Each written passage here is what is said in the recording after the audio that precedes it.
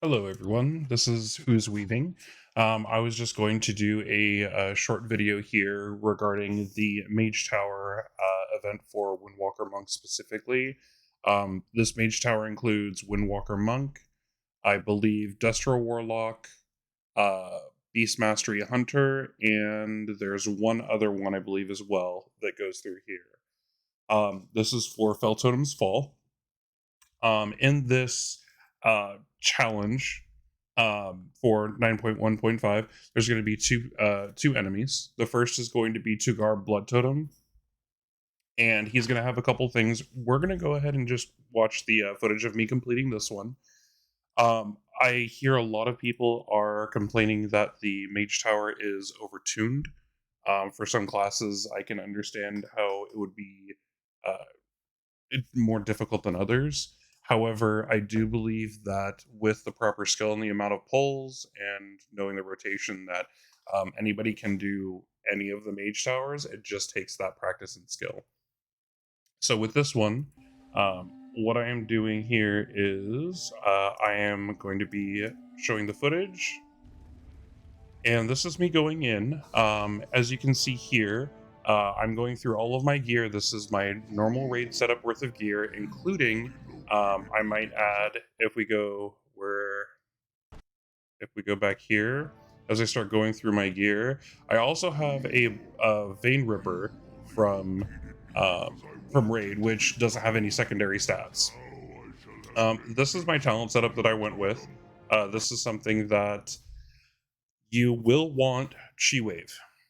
You will want to use Chi Wave pretty much on cooldown, not only for the damage component, but also for the self-heal, especially if you can get lucky and proc a bunch of bounces. It's amazing. You'll also want to use your Expel Harm on cooldown for the heal and for the damage component as well. The level 25 row, nothing is really needed. I would say avoid Chi Torpedo personally, because Chi Torpedo is one of those ones where, because of the extra length, you may end up running into another mechanic that you weren't intending. Tiger's Lust is my go-to personally, but again, it's personal preference. Always go with Fist of the White Tiger. Pretty standard for raid setups as well. Instead of Ring of Peace, because the only thing that we can Ring of Peace in this instance is going to be the Tugar Blood Totem.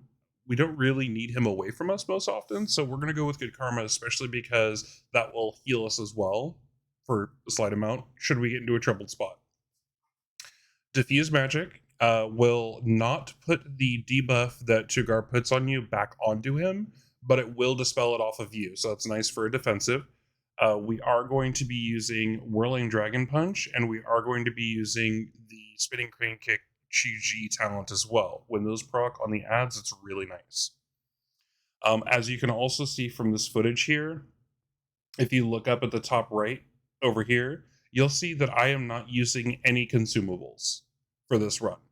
I am not using shadowcore oil. I am not using food buffs. I am not using augment runes.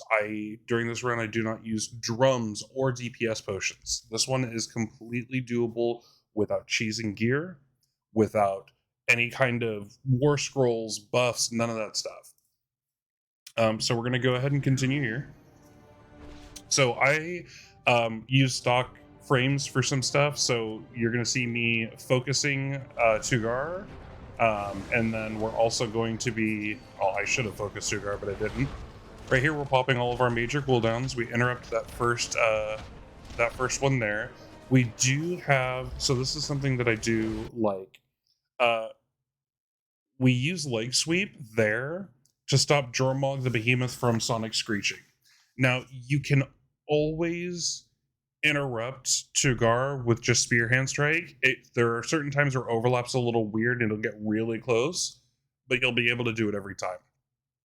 Jormog, how the fight progresses, you can also interrupt him every single one of those screeches, because the longer the fight goes on, the more damage both of those abilities do.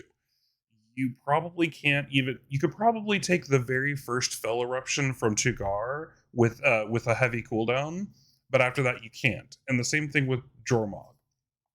Now, you do not want to kill Tugar because as soon as you enrage Jormog, he will do like 500% increased damage. It's an instant wipe. So as you can see here, I did leg sweep the Sonic Screamcast, and I'm just still tunneling into Tugar at the moment. He's going to be casting not one more. So we go into the add phase. Here it's important to spread your touch of the crane to all of the adds so that way your spinning crane kick will do more damage. That spinning, there we go, get a little bit bigger. That spinning crane kick is what we're going to be using to kill off these adds. And it's very important to not just interrupt the spell burst on every time, but as you can see here, Jormog is coming out of the ground and giving me a line. You want to run him through as many of these boulders that spawn. There will be 3 each phase. If you can manage safely, run him through all 3. If you can't, just guarantee 2. You'll have a number of these phases because he starts with 9 stacks of a buff. That buff will reduce damage taken by 10% per stack. So as you can see here, he's down to 7 stacks because I got 2 of the boulders out of the 3. This is the rotation that I want you to understand. As soon as he pops up, or before he pops up, Tugar will always cast that Fell Burst. You interrupt that first, maybe a couple seconds before the intermission ends. As soon as Jormog comes up, he will always cast Sonic Scream first. You can use paralysis to interrupt that while you focus into Tugar. Again, every Fell Burst you interrupt, any kind of AoE damage will kill those totems as well. If those totems go off, it will stun you for 3 seconds and do a lot of damage. At several points throughout the video, you're going to see me tab target it and hit it with Crackling Jade Lightning. Literally, the first tick instantly kills it. What I've done here is I've moved in between. I've pulled Tugar closer to Jormog because while I can't paralyze, I've got 12 seconds left on that paralysis, right? On that cooldown. But what I do have is I have leg sweep. You can leg sweep and stun both of them at the same time, giving you a little bit of reprieve and some extra damage out on Tugar or Jormog, depending on what phase you are. So here we're going into another intermission, again with only 2 eggs. We get our Mark of the Crane up on both, and I see Jormog, and I was able to get him through 2 different ones. One of the totems immediately spawned under my feet, so it was easy for me to just get that kill. I believe I missed this last boulder, so again, only 2 out of 3, but it's still something. Again, expel harm on cooldown, chi wave as much on cooldown as you can. Here's that interrupt, and Jormog is now coming up, and he will again Sonic Scream right away. Paralysis into it, and then start going on Tugar. I'm going to, that 44 damage that popped up there, that was a 1-second cast of the Crackling Jade Lightning. Interrupt.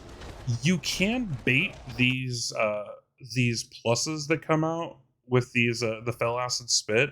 I did a very piss poor job of doing it, but you can designate the way that they spawn. So what's going to happen is you staying out of those. I'm getting closer to Jormog, and then I'm going to leg sweep both of them again if I can.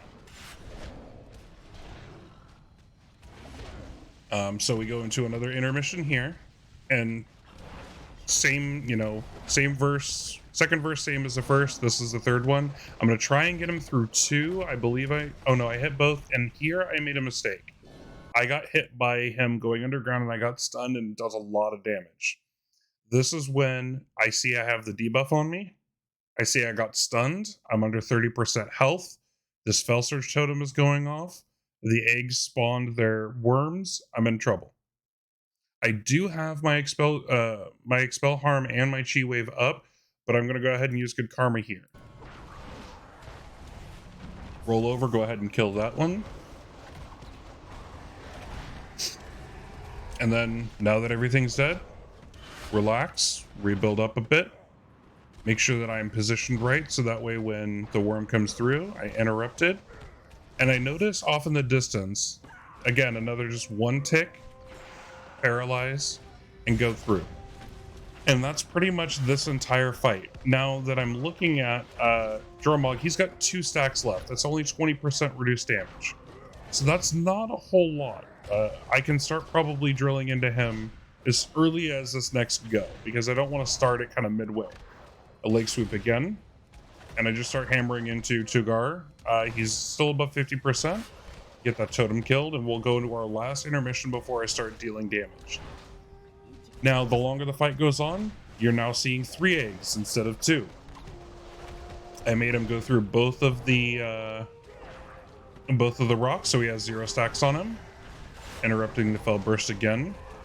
So he has 0 stacks. I don't need to worry at all about that anymore, but I am getting dangerously low on health.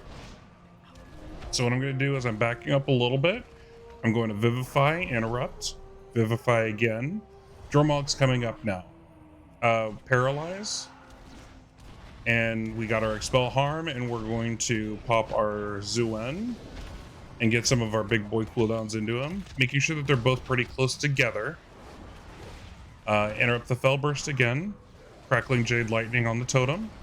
And then now that they're both close together, bam, that leg sweep every time. That timing can work every single time.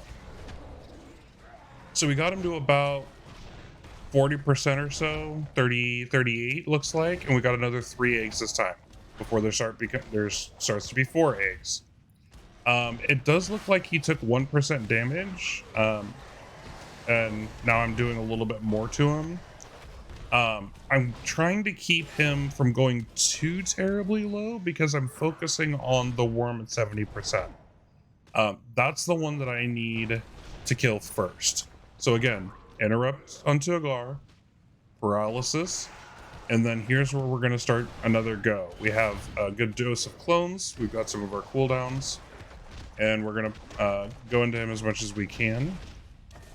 I don't know why I switched targets over to Tugar here, but I did. Keep that fell interrupted. And then I believe I even... Okay, I don't miss my leg sweep here. I believe there's a point in time where I miss a leg sweep and I take damage from it, which is really unfortunate. But this video is, again, I'm going to do, you know, pretty much just this voiceover for it. You have your 3 eggs again. Try and get them down as best you can. Stay safe. That's the important part. If the eggs spawn, just keep moving. Interrupting the fell burst. Waiting for the spikes to come up. Stay away from the burrowing super worm. Okay, all the ads are down. Tugar's about to do his fell eruption again. Or fell burst. Interrupts. Tab. Paralyze. The totem luckily is right at my feet. And I have clones and Zuen for this go. So Dromog is going to get really, really low here. I do have the debuff on me, but I did also hit good karma. Interrupting again. This is the one I missed. So luckily I still had, I believe I had good karma going still. No, I didn't. Oh, it still just took a chunk of my health though.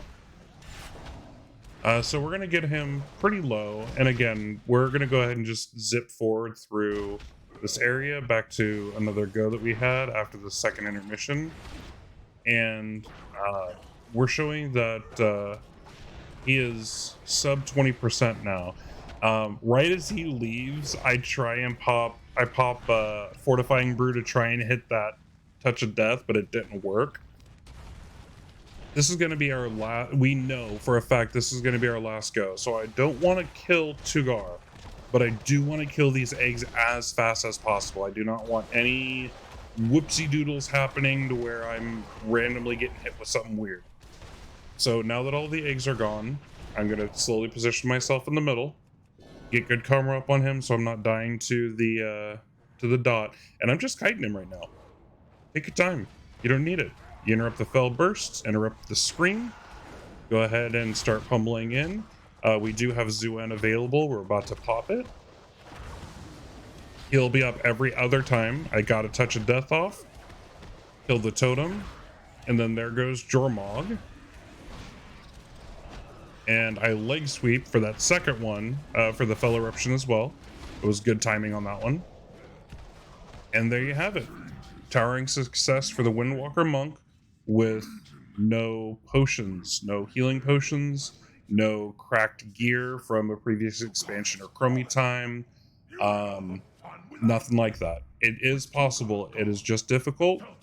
Uh, Knowing the timers, knowing the abilities, knowing what your cooldowns are, having an oh shit button. So I hope you enjoyed the content, and I'll see you guys next time.